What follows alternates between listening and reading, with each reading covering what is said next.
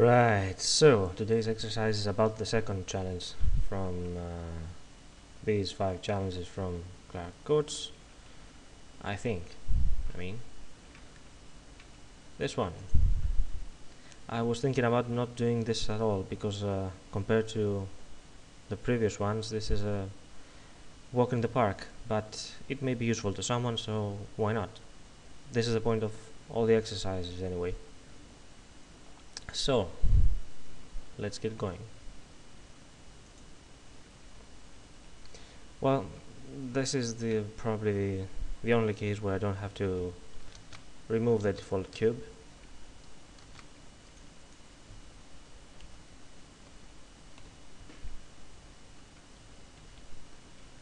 I just need to position my cursor over there and create the torus.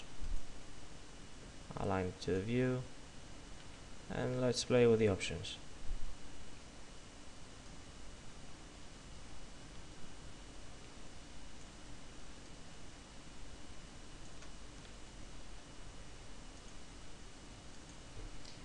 Let's check the original once more. Looks just about right. I don't need that many segments. I can turn that to half. It will give us a nice result. Minor segments, it's very convenient that we use 8. I can leave the radius, both the exterior and the inside, as it is. Yeah.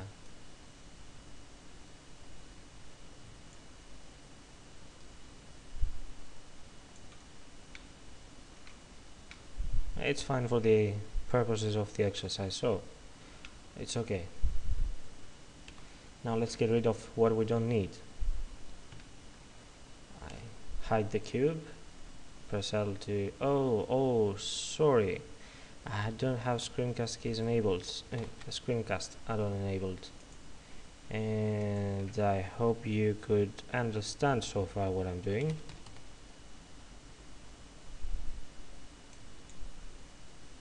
Wasn't anything fancy anyway.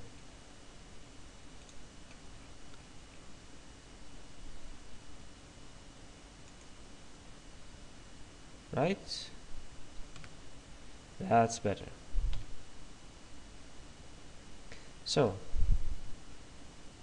I select the cube, I hide it, and I have to delete what is not visible.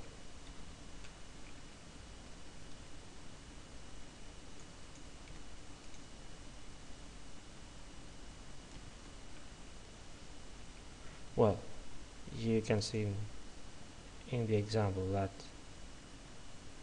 the cube is fairly subdivided. I'm not going to follow that example. I mean, who needs this edge loop or this edge loop? We're going to keep this mesh as clean as possible. So I'm only going to cut where I need to, like so.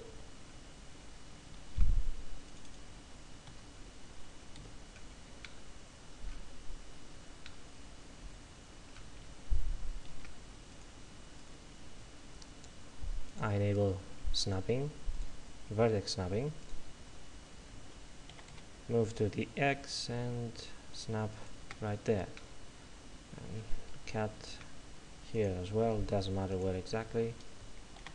I move it on the Z and I snap so that it is aligned with the center of the cylinder, the point where it touches the box. Create some room around it.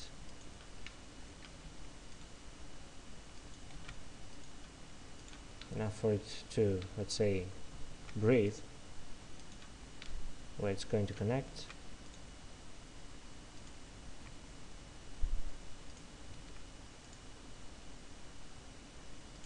So you see, I only create these loop cuts. I don't need to have 3 more. Well, what's the point? Who's gonna need that? It's an excess of polygons. So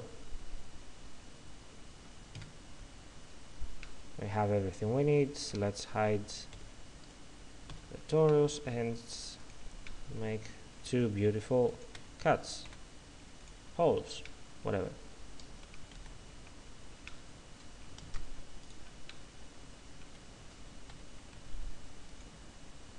Select both edge loops, bridge.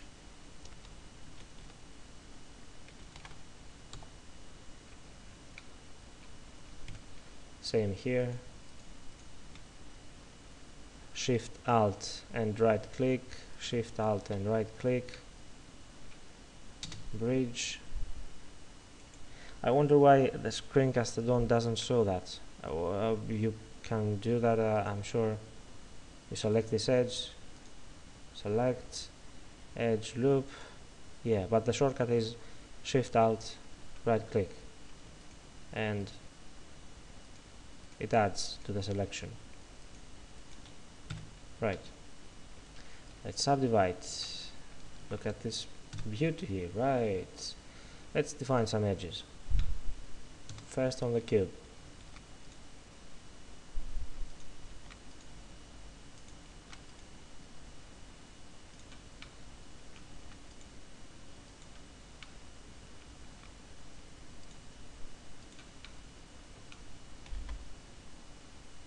Double tap G. It's fine. Oh, one's missing here.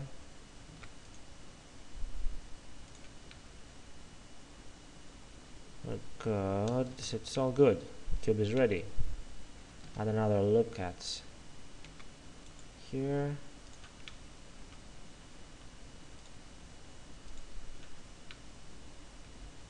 And another one here. Good, very good. Well, believe it or not, this is it. If that was what I was trying to do, I could stop there. Well, this is an exercise, so I'm going to cover another scenario. Say I didn't subdivide the cube as much as the exercise shows, which means everywhere.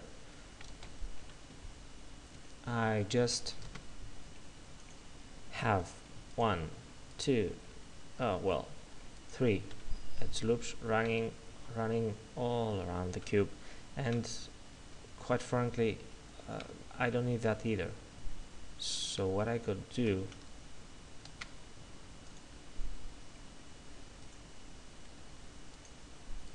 is clean up. Again, I have to note that this is not necessary. You could stop right here and call it finished. It depends on what you want. If you're going for the minimal possible polygon count, it will help.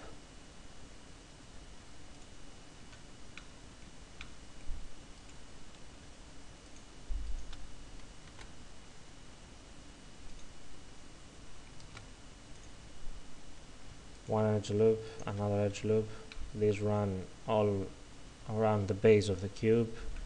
We dissolve these, and very important, we dissolve the vertices as well. And we also delete these edges. We don't need those either.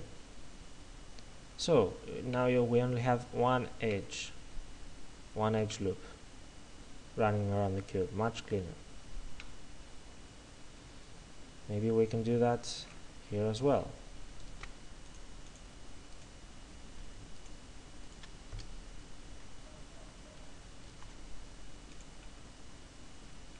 Oh,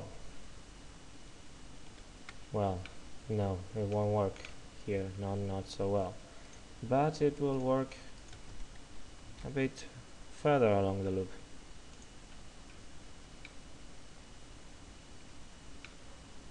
Still, it's still gonna save us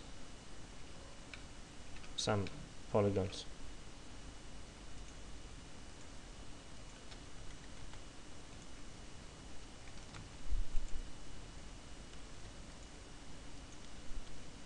Even if they are only these. Dissolve the edges again. Dissolve vertices is already enabled. Very good, very helpful.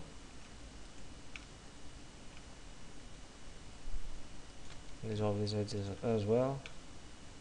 and maybe do a minor tweak here as well.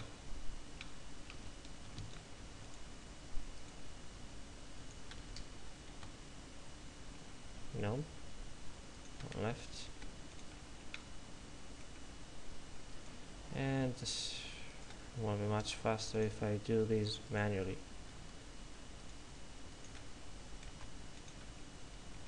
Right. Dissolve these as well. So you can see the subdivided version doesn't change at all. Well, if you wanted to define the base even further,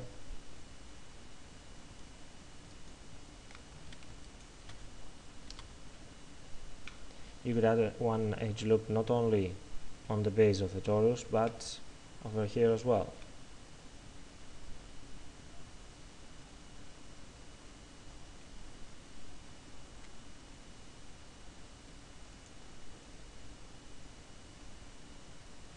I pressed E so that I have an even loop. You see the difference? If I don't, it changes from the shape of the first loop to the shape of the second. But if I press even, it takes one edge as a guide, which is exactly what I want. Now it's more defined, you can see it. Well, try it out. Here as well. Control R for a loop, press E while on the tool for an even loop, and that's it. And I believe we have, oh, well, how could I miss that?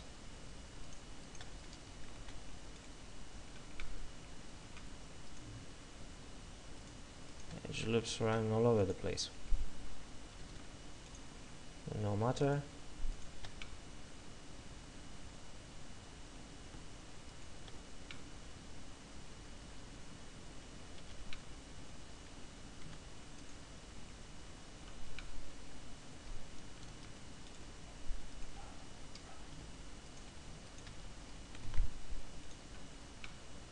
Right.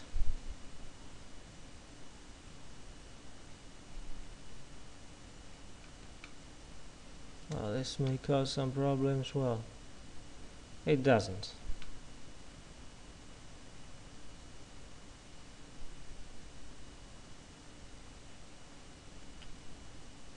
If it did, I could move these points. No, sorry. All these points. Yeah, right about so. It's an even surface, so it makes no difference, truly. So now everything we have is a quad. How we can test this? I can select faces by sides, 3. So select vertices that have 3 sides, none are selected. So we have no triangles on this piece, which means a clean mesh, mostly. No 5-sided polygons either. Everything is quad. And that's exactly what we want.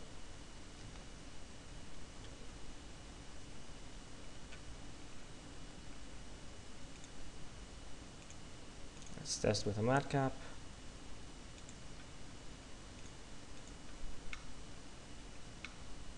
And it looks fine.